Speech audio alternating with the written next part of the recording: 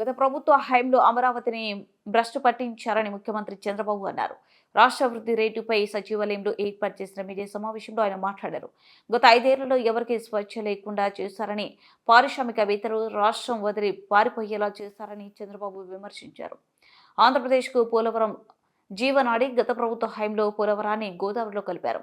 సంపద సృష్టిస్తాం, ప్రజల ఆదాయం పెంచుతాం. అభివృద్ధి వల్ల సంపద వచ్చి ప్రభుత్వ ఆదాయం పెరుగుతుంది. ఆదాయం పెరిగితే పథకాల ద్వారా పేదరికాన్ని నిర్మూలించవచ్చు. మౌలిక సౌకర్యాలు కల్పనలో సంస్కరణలు తీసుకొచ్చా. పవర్ సెక్టర్లో సంస్కరణల ద్వారా రాష్ట్రానికి వెలుగు తెచ్చాం. ఓపెన్ స్కై పాలసీ ద్వారా దుబాయ్, హైదరాబాద్ విమాన సర్వీసు ప్రవేశపెట్టాం. హైదరాబాద్లో తొలి గ్రెయిన్ఫోల్డ్ విమానాశ్రయానికి శ్రీకారం చుట్టాం. 163 కిలోమీటర్ల మేర ఔటర్ రింగ్ రోడ్ నిర్మాణం చేపట్టాం. స్వర్ణాంధ్రప్రదేశ్ విజన్ 2047 లక్ష్యంగా పనిచేస్తున్నాం. సర్వనాశనం చేశారు, భ్రష్టు పట్టించారు. పోలవరం ఆంధ్రప్రదేశ్కు ఒక లైఫ్ లైన్, జీవనాడి. అలాంటి అమరావతి పూర్తిగా అంటే పోలవరాన్ని గోదావరిలో కలిపేశారు.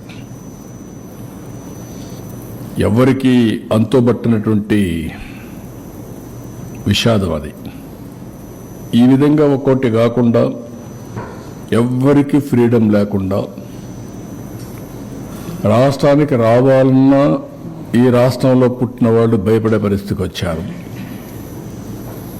ఈ రాష్ట్రంలో పుట్టి ఇక్కడ ఇండస్ట్రీ పెట్టాలి అని పెట్టిన వాళ్ళు వేరే రాష్ట్రాలకు పారిపోయే పరిస్థితికి వచ్చి తరిమేసే పరిస్థితికి వచ్చారు. ఇలాంటి సోమని సంఘటనలు అవన్నీ పోవడం లేదు. ప్రజలకు ఒక్కసారి గుర్తు చేస్తున్నా. అయితే నేను ఆ రోజు చెప్పింది,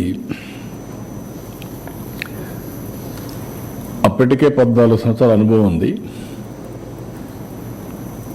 చేసినటువంటి చరిత్ర ఉంది, ప్రూఫ్ ఆఫ్ కాన్సెప్ట్ కూడా ఉంది. ఒక ఐటీ, ఒక ప్రూఫ్ ఆఫ్ కాన్సెప్ట్. 95లో ప్రారంభించిన ఐటీ ఈరోజు ప్రపంచంలో highest per capita income Telugu వారికి వచ్చే పరిస్థితికి వచ్చింది. హైదరాబాద్ నగరం ఇండియాలో నెంబర్ 1గా తయారై తెలంగాణ రాష్ట్రానికి హైయెస్ట్ పర్ క్యాపిటా ఇన్కమ్ చేకూర్చే పరిస్థితికి వచ్చింది. ఇలాంటివి కోకొల్లలు. ఆ అనుభవంతో నేను ఆ రోజు ప్రజలకు ఒకటే చెప్పాను, సంపద సృష్టిస్తాం, ఆదాయాన్ని పెంచుతాం. ఏదైతే సంపద సృష్టించాలంటే అభివృద్ధి జరగాలి. అభివృద్ధి వల్ల సంపద వస్తుంది.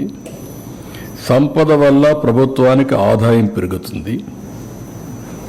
ఆదాయం పెరిగితే దాన్ని సంక్షేమ కార్యక్రమాలు పెట్టి నిరంతరం పేదరికం నుంచి పేదవాళ్ళని పైకి తీసుకొచ్చే అవకాశాలు ఉంటాయని చెప్పి నేను చాలా సందర్భాల్లో చెప్పాను.